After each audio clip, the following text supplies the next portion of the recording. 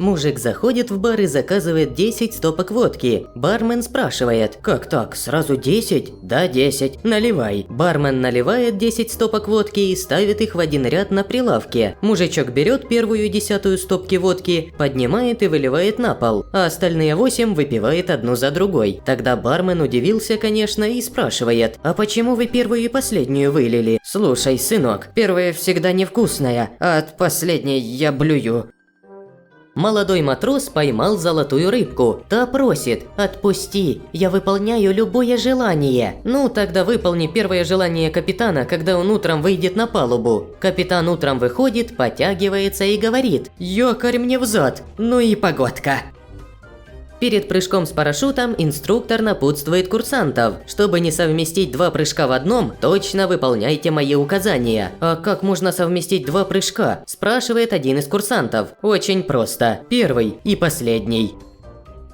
Остановка. Подходит автобус. Интеллигентного вида человек пропускает всех вперед, сам пытается войти последним, и ему дверью придавливает шею. Автобус трогается. «Блин, писец, стойте, скоты! Офигели, оторвете ж нафиг голову!» Водитель тормозит, открывается дверь. Человек входит в салон, поправляет галстук и обращается ко всем: «Извините, был напуган». «Слушай, Изя, я знаю гениальный способ, как в ресторане бесплатно поесть. А ну, Абрам, рассказывай». Идешь в хорошее заведение незадолго до закрытия. Заказываешь закусочку, лучшее блюдо, десерт, коньяк. Когда все официанты разойдутся, последний подойдет к тебе, а ты говоришь: «А я уже заплатил вашему товарищу, что ушел». На следующий день пошли в ресторан. Заказывают все по полной программе и сидят. Наконец подходит последний официант. «Извините, но пора закрывать, прошу оплатить заказ». «Абрам, но мы таки уже вашему коллеге отдали шекели». «Изя, кстати, нам еще долго ждать сдачу». Перед светофором останавливаются 2 авто – «Жигуль» и «Бентли». Водитель «Жигуля», крутя ручку, опускает стекло и спрашивает водителя «Бентли»: «Ну, как тачка вообще? Не ломается?» «Да вроде нормальная тачка. А почему спрашиваешь?» «Да смотрю, что-то не очень народ их покупает». Студент идет на экзамен, думает: «Сдам – напьюсь, не сдам – напьюсь». Купил бутылку, сунул в карман пиджака и пошел сдаваться. Отвечает на билет преподаватель: «Что это у вас в кармане?» «Да так, ничего». «Доставайте». Студент достает бутылку, преподаватель стакан, наливает себе и выпивает. «Хорошо». «Соленый огурец есть?» «Нет». «Жаль. А могло быть отлично».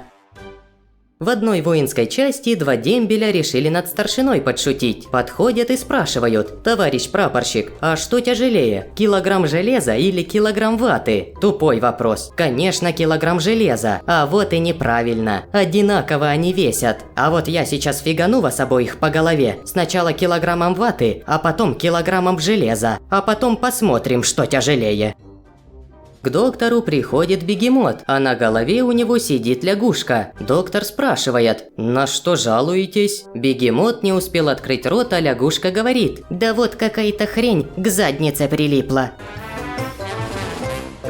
Рабинович спрашивает у своего адвоката: «Семен Маркович, что вы скажете, если я перед самым началом процесса пошлю судье домой большого жирного гуся и приложу свою визитную карточку?» «Яша, вы с ума сошли? Это же попытка подкупа. Вы тут же проиграете процесс». Процесс завершился. Рабинович выиграл дело. Сияя, он подходит к адвокату и сообщает: «Семен Маркович, на этот раз я не последовал вашему совету и все-таки послал судье гуся». «Не может этого быть». «Может, только я приложил к нему визитную карточку моего противника».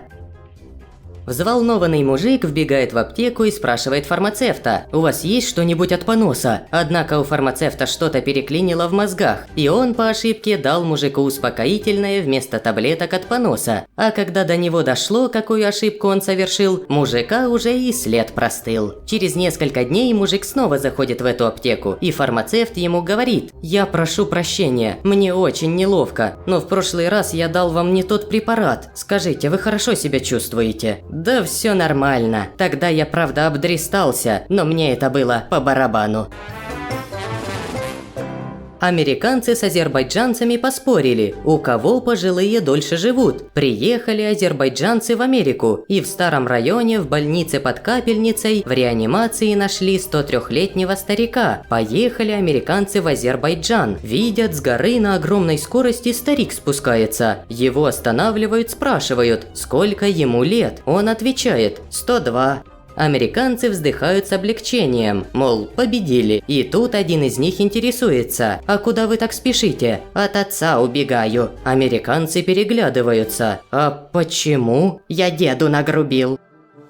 В одном морском университете работает преподаватель, который известен всему вузу тем, что никогда не ставит на экзамене двойки. Вот один студент поспорил с друзьями на ящик водки, что таки получит от него двойку. Вопрос на экзамене достался этому студенту да нельзя простой. Поведение на судне в экстремальной ситуации. Преподаватель, обращаясь к студенту: «Ну, не знаю. Если, допустим, на судне возник пожар, что вы будете делать?» «Ничего». «Правильно. Главное не паниковать. Идите. 3». Сидит лягушка на берегу реки и курит табак. Подплывает к ней бобер и говорит: «Лягушка, дай затянуться». «Хорошо, но только ты после затяжки задержи дыхание и переплыви под водой реку. Так эффект будет больше». Бобер затянулся и уплыл. Переплыл он реку, а там бегемот сидит. «Слышь, бегемот, там на другом берегу лягушка на халяву покурить дает». Ну, бегемот, недолго думая, нырнул, плывет к лягушке. Лягушка увидела его и орет: «Выдыхай, бобер, выдыхай!» Скачет Илья Муромец по пустыне. Устал, силы на исходе. Видит вдали оазис, вода и еда. И там же Змей Горыныч. Илья Муромец достал свой меч и в бой со Змеем Горынычем. Бьется день и ночь с ним в жестоком бою. На третий день Змей Горыныч спрашивает у богатыря: «Что же тебе надо от меня?» «Да пить я хочу». «Так пей, чего ты придолбался-то до меня?» Василий Иваныч к конюшне подходит, слышит, там Петька с Анкой любовью занимаются. Стучит в дверь, орёт: «Открывайте!» Петька давай сразу к Анке под юбку. Дверь открывается, Василий Иваныч вбегает. «Анька, ты чем это тут занималась?» «Чем? Какала я тут!» Показывает на лошадиную лепешку. «Да, так ведь лепеха лошадиная. Так ты ж по-человечески не дал сходить». В парке. «Мама, я в туалет хочу». «Тихо, Виталик, ты уже большой. Нельзя так говорить. Кругом люди слушают. Говори, я хочу посвистеть. Понял?» Да, хочу свистеть очень-очень». Мама завела Виталика за дерево, он сделал свои дела. На том и успокоился. Ночь. В спальню родителей пришлепывает Виталик и дергает спящего с краю папу за руку. «Папа, я свистеть хочу». Перепуганный папа спросонья щурясь на часы.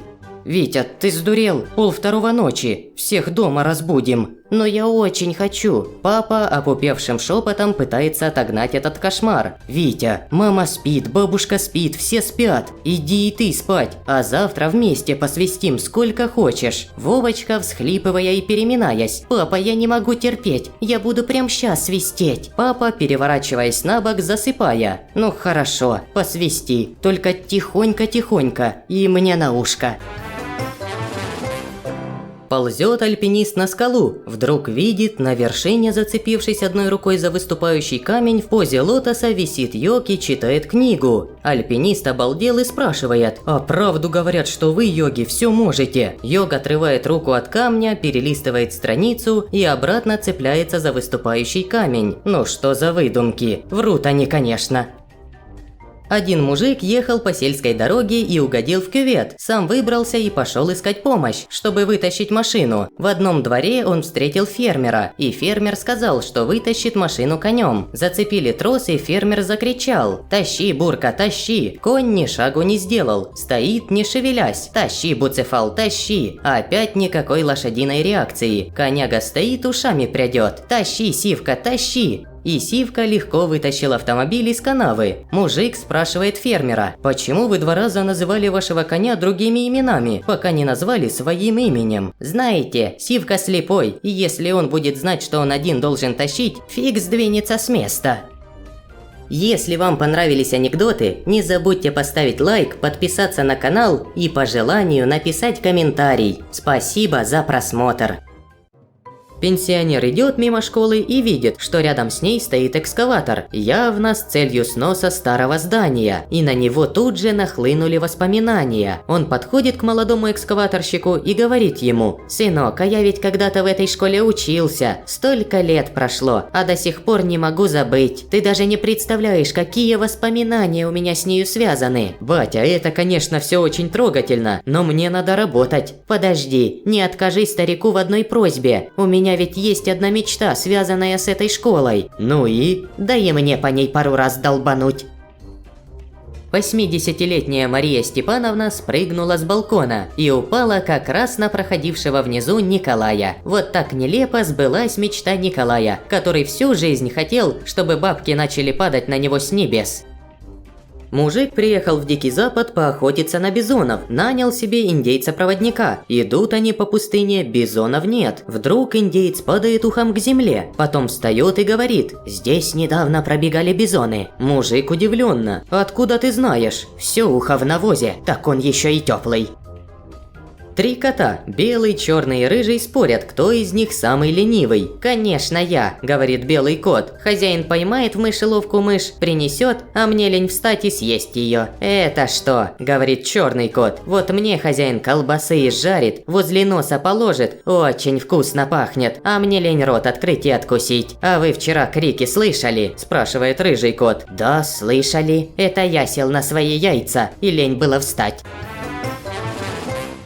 Сидят 2 парня в кинотеатре и ждут начала фильма. Тут перед ними садится здоровый лысый мужик. Один парень, ехидно улыбаясь, говорит другому: «А спорим на полтинник, что ты не сможешь шлепнуть его по лысине». Тот, немного подумав: «Нет проблем, спорим». Поспорили. Парень немедля шлепает лысого мужика по голове. Тот возмущенно оглядывается. Парень сразу же: «О, Леха, сколько лет, сколько зим, где пропадал?» Лысый, покраснев, говорит: «Я не Леха, вы перепутали». И тут же отворачивается. Проходит несколько минут, и первый парень опять: «А спорим на сотку, что не сможешь шлепнуть его еще раз». «Нет проблем, спорим». Поспорили. Парень снова шлепает лысого мужика по голове. Тот, уже откровенно злясь, поворачивается. Парень тут же: «Ну, Леха, чего ты придуриваешься? Мало что ты побрился, еще меня не узнаешь». «Да не Леха я, понял!» – кричит лысый, а потом поднимается и идет на передние ряды, чтобы не беспокоили. Проходит еще несколько минут. «А еще раз шлепнуть?» «Да не шлепнешь. Спорим на 500. Давай, спорим». Парень поднимается, идет к лысому, не раздумывая, шлепает его по лысине и кричит: «А, Леха, ты тут сидишь, а я там одного бедолагу все достаю». Мужик ловит такси. «Шеф, сначала на базар, потом по девкам». «Базара нет, братан». «Ох, тогда давай сразу к девкам». Идет Заика. Смотрит, стоит мужик и пересчитывает кучу бабла. Заика спрашивает: «Слушай, мужик, где ты столько денег взял?» «Вот видишь, 9-этажка, так в ней одни новые русские живут. Залезаешь на крышу, берешь кирпич, видишь, что кто-то выходит из подъезда, кидаешь кирпич и кричишь: «Поберегись!» Потом спускаешься, а он тебе платит за то, что ты ему жизнь спас». Заика залезает на крышу, берет кирпич, видит, выходит новый русский, кидает кирпич и орет: «Пипец, не успел». Купается мужик, вдруг хватает его кто-то за шары и спрашивает: «+2 или -2?» Мужик говорит: +2. Вылезает на берег, а у него 4 шара. Думает мужик: «Сейчас вернусь, скажу -2, и все опять будет хорошо». Полез он обратно в воду, доплыл до того места, там его опять хватают за шары и спрашивают: +4 или -4? В глухой африканской деревне родился белый младенец. Вождь пришел к единственному белому мужику. «Твой?» «Нет». «А чей же? Белых больше в округе нет. Это игра природы. Видишь, пасется стадо белых овец. Все белые, а один ягненок черного цвета. Ладно, я никому не скажу про твоего младенца, а ты никому не говори про моего ягненка». Одна женщина познакомилась по интернету с состоятельным мужчиной и пошла в первый раз на свидание. Вернулась и ругается вовсю. «Что с тобой?» – спрашивает подруга. «Представляешь, он притащился на Мерсе 1928 года выпуска. Это же крутая тачка, коллекционная. Да, но он ее первый владелец». После кораблекрушения Петька с Чапаевым оказываются на острове, населенном людоедами. Те их поймали и говорят, что либо Чапаев и Петька пройдут 5 испытаний, либо будут съедены. И тут же дают им первое, самое простое задание. К утру нужно изготовить лук и стрелы, а затем Василий Иванович должен с 50 шагов попасть в яблоко на голове у Петьки. Делать нечего. Сели Василий Иванович с Петькой у ручья и начали оружие мастерить. Естественно, оружие никогда не мастерив, ничего путного сделать не могли. Лук вышел кривой, а стрелы еще хуже. Попытался Чапаев стрелять в яблочко, а в результате даже в Петьку не попал. Утром поняли товарищи, что конец им пришел. Съедят их сегодня, но делать нечего. Пошли к ручью умыться. Черпнул Чапаев воды и поймал золотую рыбку, которая обещала за свободу желание выполнить. Обрадовался Василий Иванович и попросил, чтобы научила она его из лука стрелять, да так, чтобы всегда в яблочко попадал. Исполнила рыбка его желание. Пришли людоеды проводить первое испытание. Поставили Петьку, на Петьку яблоко. Чапаева отвели на 50 шагов. Стреляет Василий Иванович и попадает в яблочко. Он стоит радостный, потом смотрит, а Петька чуть не плачет. «Ты чего это, Петька?» «Василий Иванович, ты что, всю жизнь мечтал Робин Гудом стать?» «Нет, Петька, так отчего мы тогда с этого проклятого острова не свалили?» Рано утром разъяренный отец заходит в дом и говорит: «Какой-то козел нашу корову украл». Старший сын. Раз козел, значит маленького роста. Средний. Ну, если маленького роста, значит с Малиновки. Младший. Ну, раз с Малиновки, значит это Вася. Пошли к Васе. Побили немножко, а он говорит: «Не брал, не знаю». Еще немножко побили. Вася все равно не признается. Говорит, что коровы не крал. Тогда отец с сыновьями потащили его к судье. Приходят к судье, отец рассказывает: «Просыпаюсь утром, смотрю, а коровы нет. Говорю сыновьям, что какой-то козел украл». Старший сын говорит: «Раз козел, значит маленького роста». Средний сын говорит: «Если маленького роста, значит с Малиновки». Младший сын говорит: «Раз с Малиновки, значит это Вася. Мы его побили немножко, а он корову не отдает». Судья: «Да, господа, логика у вас, конечно, железная, но это не доказательство. Вот что, например, у меня в этой коробочке». Отец: «Коробочка квадратная». Старший: «Значит, в ней что-то круглое». Средний: «Раз круглое, значит оранжевое». Младший: «Раз оранжевое, значит апельсин». Судья медленно заглядывает в коробочку и, доставая оттуда апельсин, говорит: «Да, Вася, корову придется отдать». Заходит мужик в аптеку. «Девушка, мне нужны презервативы». «А какой у вас размер?» «Не знаю». «Зайдите за ширму, там у нас дощечка с дырочками. Какой номер подойдет, это и будет ваш размер». Зашел. 10 минут нет, 20 минут нет. Потом показывается голова из-за ширмы и спрашивает: «Девушка, мне презервативы не надо. Лучше скажите, сколько стоит эта дощечка».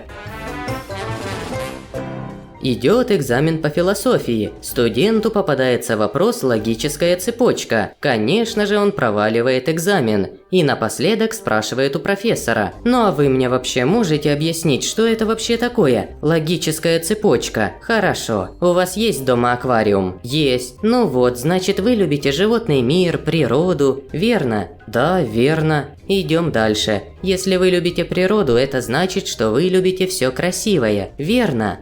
Ну, в принципе, да, все верно. Ну а если вы любите все красивое, это значит, что вы любите красивых девушек, понятно? Ну, я, кажется, все понял. Спасибо. Студент выходит из кабинета, и у него спрашивает одногруппник: «Ну что, сдал?» «Нет, попался вопрос о логической цепочке». «А что это такое, можешь объяснить?» «Ну вот, у тебя есть дома аквариум?» «Нет, а что?» «Ну, значит, ты голубой». Мужики в день получки выходят с завода. «Давайте кинем монетку, пусть Бог рассудит, как деньги потратим». «Как это?» «А вот так, если выпадет орел, сразу за бутылкой побежим. Если решка, сначала закусь купим. Если на ребро встанет, в кабак завалимся, посидим как белые люди. А если в воздухе зависнет, получку жене отдадим». Проводник приходит на вокзал и там узнает, что поезд отменили. Ну, раз так, выпили с напарником водочки. Поздно вечером добрался до дома. Встречает его жена. Какая-то не такая. Отодвигает дверцу шкафа-купе. Там полуодетый мужик. Спрашивает его: «Чай будешь?» «Нет». «Тогда с тебя $22 за постель». «Доктор, помогите моему мужу, он считает себя скаковой лошадью». «Ну, это потребует длительного и дорогого лечения». «Не имеет значения, деньги у нас есть, он уже выиграл 3 забега». Стоит шофер на перекрестке и ждет зеленый свет. Вот загорается зеленый, и он рвет с места. И тут через дорогу перебегает женщина. Ну, он, ясно дело, по тормозам и в окно ей кричит: «Женщина! Машина не мужик! Она не чпокает, она давит!» Женщина, не растерявшись, кричит ему: «Да так как вы чпокаете, лучше бы уже давили». Приехал Чукча в город и заказал у портного трусы из белой ткани. На следующий день пришел к портному, расплатился за трусы, купил еще 8 метров белой материи, положил в рюкзак, сел на собак и поехал домой. В дороге захотел в туалет, сел под куст, а трусы на ветку повесил, чтоб не запачкать. Погадил и поехал дальше без трусов, так как забыл их на ветке. Приезжает домой, заходит в ЧУМ, распахивает шубу и говорит жене: «Ну, нравится?» «Ой-ой. Однако нравится очень», – говорит жена. «Так вот, у меня в рюкзаке еще 8 метров лежит». Мужчина в возрасте приходит в отдел кадров фирмы. «Кадровик, к сожалению, вы нам не подходите. Нам нужны люди молодые, амбициозные, способные творчески расти. И все-таки запишите мой телефон. Когда выяснится, что у вас все творчески растут, а работать некому, наберете». Заяц в совершенном опьянении свалился под кустом и заснул без задних ног. Мимо проходили 2 волка, учуяли зайца и бросились к нему. Ни один не хотел уступать. Они сцепились, бились до тех пор, пока не загрызли друг друга. Утром заяц просыпается и видит прямо перед собой 2 прибитых волков. Он покачал головой и говорит: «Ну и натворил опять я дел. Нет, так напиваться нельзя». Женщина после работы бежит на рынок, становится в очередь за мясом, потом в очередь за сыром, картошкой и прочим. Через 2 часа выходит, и тут рядом с ней останавливается шикарный лимузин. Из него выходит арабский шейх и говорит: «Я олигарх из очень богатой страны, вы мне сразу же понравились, и я хочу вас взять в свой гарем из 20 жен». Женщина устала. «Ага, зачем? А вот еще за причандалом я в очереди стоять не собираюсь». Замок входной двери щелкнул, и любовник, как ужаленный, вскочил с кровати и спрятался под ней. Муж разделся, лег к жене и активно приступил к своим супружеским обязанностям. Жена была с ним особенно ласкова. И так они пробаловались почти всю ночь. Утром жена встала, приготовила кофе с молоком и спрашивает мужа: «Ты какой хочешь бутерброд, с медом или с вареньем?» «С медом», отвечает муж и, указав под кровать, добавляет: «А с вареньем предложи мужичку под кроватью. Может, он захочет». Аладдин нашел лампу, потер ее, оттуда вылез джин и говорит: «Я исполню 3 твоих желания». Аладдин репу почесал и отвечает: «Давай по бутылке водки». Ну, взяли, выпили. На следующий день опять вылезает джин: «Давай 2 желание». Аладдин репу почесал и говорит: «Ну, по водочке». Выпили. На 3-й день опять джин вылез, спросил, какое 3-е желание. Аладдин, как всегда, загадал по бутылочке. Опять выпили. На 4-й день сидит Аладдин грустный такой. Желания ведь закончились. Вдруг из лампы вылезает джин с бутылкой водки и говорит: «Ну, фиг с тобой. Давай 4-е желание выполнять». Старый вампир обучает молодого вампиренка ремеслу. Видишь девушку, бросаешься ей на шею, кусаешь, сосешь. Вампиренок следует инструкции. Бросок, укус, начинает сосать кровь. Сосет, и вдруг папаша кладет ему руку на плечо и говорит: «Хватит, сынок». «Но, папа, почему мы не высосим всю кровь?» «Как же тебе не стыдно, сынок? Мы вампиры, мы не адвокаты». Водитель маршрутки приходит к врачу с жалобой на любовь с женой. Врач выписывает ему виагру. Случайно приняв сразу 3 таблетки, водила приходит домой и удовлетворяет жену 3 часа подряд. Однако он видит, что жена от этого не в восторге. Тогда он у нее спрашивает: «Что такое? Тебе не понравилось?» «Да совсем ты зациклился на своей работе. Уже и сам стал как маршрутка». «Это как?» «Да вечно то их ждешь не дождешься, то приходит сразу 3». Мужик совершает кругосветное путешествие на корабле. После первой ночи на судне подходит он к капитану и спрашивает: «Море совершенно спокойное, нет никакого волнения. Почему нас всю ночь так качало?» Капитан отвечает: «У нас на борту 5 новобрачных пар». В контору, которая занимается ремонтом сотовых телефонов, входят двое. Здоровый новый русский, весь обвешанный золотом, и маленький плюгавенький интеллигентишка. Новый русский подходит к окошку, на котором написано «Прием и выдача заказов», вытаскивает из кармана телефон и бросает его в окно со словами: «Что это за ботва?» Из-за его спины выбегает интеллигентишка, засовывает голову в окошко и говорит: «Простите, Николай Петрович спрашивает, почему телефон не работает?» Девушка, обитающая по ту сторону окошка, берет телефон и несет его проверить. Через некоторое время она возвращается и протягивает новому русскому другой телефон. Мол, тот сломан, посмотрите этот. Новый русский берет в руки телефон. «Что это за ботва?» Интеллигентишка: «Николай Петрович интересуется, как он работает». Едут в маршрутке кавказец и девушка. Кавказец к ней подкатывает: «Давай я увезу тебя к себе в горы. У нас воздух чистый, красиво, а мужчины, ух, там настоящие мужчины». Девушка: «Тихо, а я слышала, что у вас там чпокают коз, гусей и овец». Кавказец внезапно отшатывается и выпучивает глаза: «Что? Гусей?»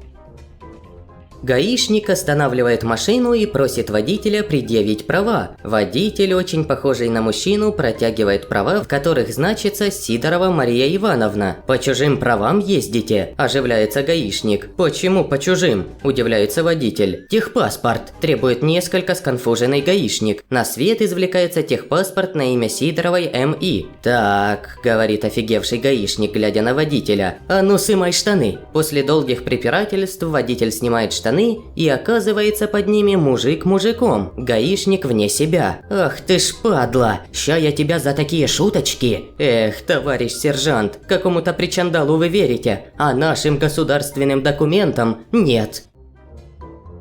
Мужик прискакал к любовнице на лошади и говорит кобыле: «Ты стой под балконом, если муж придет, я спрыгну и мы сразу ускачем». Сам уходит. Только начал любить девушку, как вдруг раздается звонок в дверь любовницы. Мужик прыгает с балкона. Любовница открывает дверь. Перед ней стоит лошадь и говорит: «Скажите хозяину, там дождь пошел, я в подъезде подожду».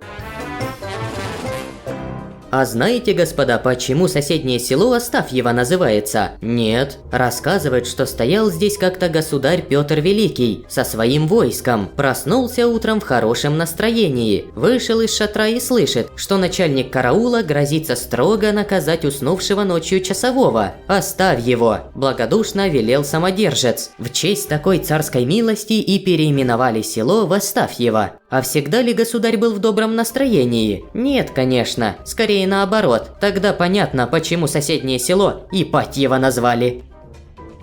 Смотрит мужик фильм про двойников знаменитых людей и говорит жене: «Вот бы мне тоже двойника». «Зачем? Тебе-то алкашу он к чему?» «Ну как, вот завис бы я с мужиками на пару выходных в гараже бухать, а он бы меня по дому замещал, и ты бы не нервничала зря». «Да иди ты хоть на неделю, бухай сколько влезет». Ну, мужик на слове поймал ее и уперся в гараж. День бухает с мужиками, 2, 3. Странно, думает. Жена даже не позвонила ни разу. Попёрся домой, заваливается на порог, а там с женой мужик какой-то. «Чего вылупился? Это двойник твой, как ты и желал». «Какой нафиг двойник? Он даже не похож на меня ни капельки». «Зато как замещает, как замещает».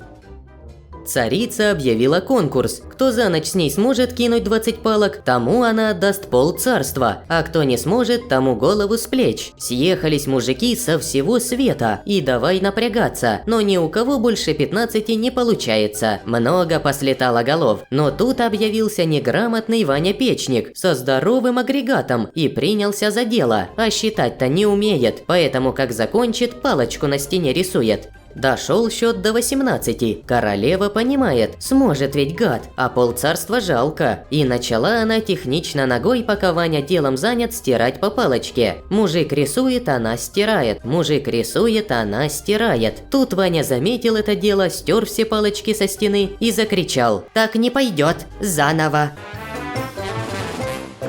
Попал самолет в авиакатастрофу, выжили только мужчины. Осмотрелись, поняли, что они на необитаемом острове, на котором почти все есть. Построили хижину, еды по острову немерено бегает и растет. Из кокоса стали брашку гнать. Одним словом, попали в рай. И так прожили не 1 месяц. Но пришло время, когда они стали посматривать друг на друга. Уж больно не хватало им женщин. На общем собрании было принято решение отправиться в чащу леса и поймать там орангутаниху. Поймали, стоят, на нее смотрят, а приступать никто не решается. Вызвался один доброволец. Вы ей только пакет на голову наденьте, а то не могу я как-то. Надели ей пакет на голову, он приступил. И только начал, как обезьяна обхватывает его лапами и начинает энергично двигаться ему в такт. «Снимите!» – кричал парень с выпученными глазами. «Да как мы снимем-то? Ты же на ней! Пакет с нее снимите! Я ее поцелую!»